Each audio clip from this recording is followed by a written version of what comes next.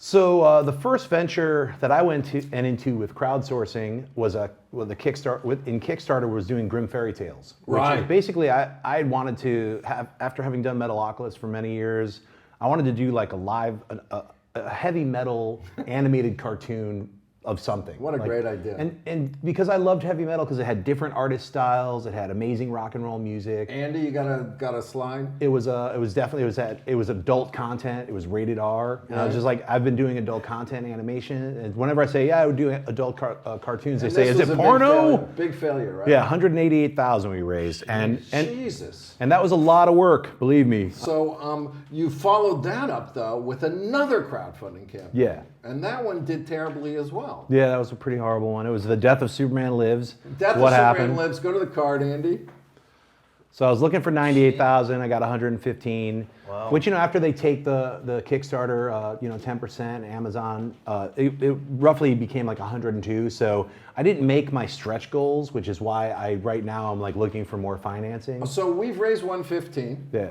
And we need a little bit more to finish though. Yeah. So this is a huge success. But like all fabulous filmmakers that are creative, imaginative, and clever, we didn't necessarily really go into knowing exactly how much it is to cost. No, and I underestimated a lot of things. I underestimated legal costs, certain fees. Like, I was like, oh, this will probably be X, and then it was like, oh, it's triple. So a few things were like triple what I thought. So the cool thing is, though, is we can still contribute to this campaign even though it's off a Kickstarter. Yes, there are several ways to contribute. If any of you guys want to contribute, I have a donation button set up on schneppzone.com/SupermanLives. There it is. Look at that. Finishing funder. You can become a finishing funder in the credits by putting in $25 or more, and then you'll be listed as a finishing funder, which will be actually helping me finish this film. What I always find is cool is that, people rely on platforms, but you'll see you can drive traffic, you can get contributions from anywhere. Yes. And any place. And so not only is this kind of cool that we're revolutionizing and changing the whole method of it,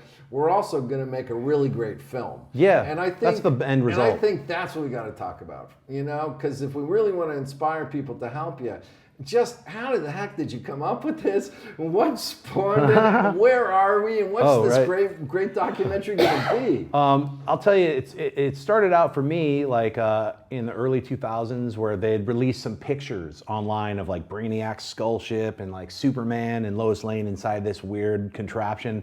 And I was like, wow, that looks crazy and fun. What year again? 1998. The 1998 Superman Lives documentary. This movie must get finished and completed.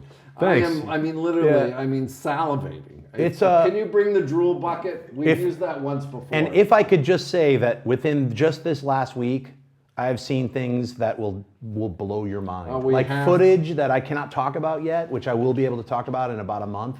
Wow. Which will just literally change everyone's perspective on what they thought. See, why I wanted to do this documentary was, it's funny, I'd been interested just in it as just a casual fan. I had a little desktop folder that I'd collect this art in.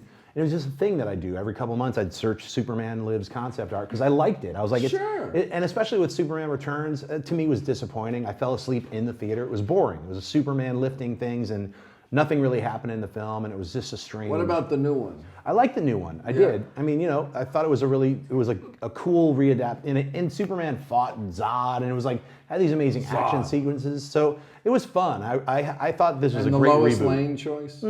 Let's not talk about that as much. Yeah. But but like as Man of Steel moves into the Superman versus Batman, who was the hottest Lois Lane? Boy, I still think Margot Kidder was pretty smoking. Before she got off the meds. Yeah. I mean, it's like, everybody lives in a time capsule when they're an actor. They were great in this, and then things happen, and they could have a resurgence, or they could not. We're going to say that about you and me, Ed. This was our moment. Say it about me, Who was too. the sexiest get-funded host? That's right. That's Brad or Sid? Both of you. There you go. Hey, it's a tiebreaker. So I was interested in it, and then I was over at Meltdown, and I had dinner at Toy, and I was hanging out with some friends, and I'd met the guy, Steve Johnson, who created that electro suit that's on YouTube. So I just met him casually. Someone was like, yo, that's the director of Metalocalypse. That's the dude who created Slimer. You guys should meet. Some mutual fan of ours.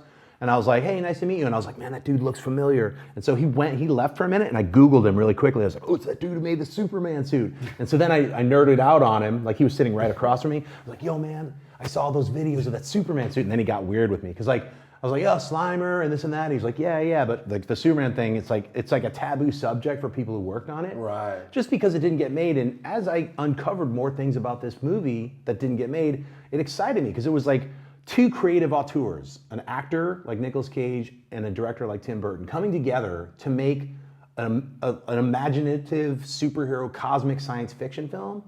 And you're gonna diss it? Well, I mean, the things that they want to do. The kind of cool thing is no one will get to ever see that version. Yeah, but the closest thing we'll ever get to see of imagining that version, yes, which is truly going to be fascinating to all the comic book people, is your documentary. Yes.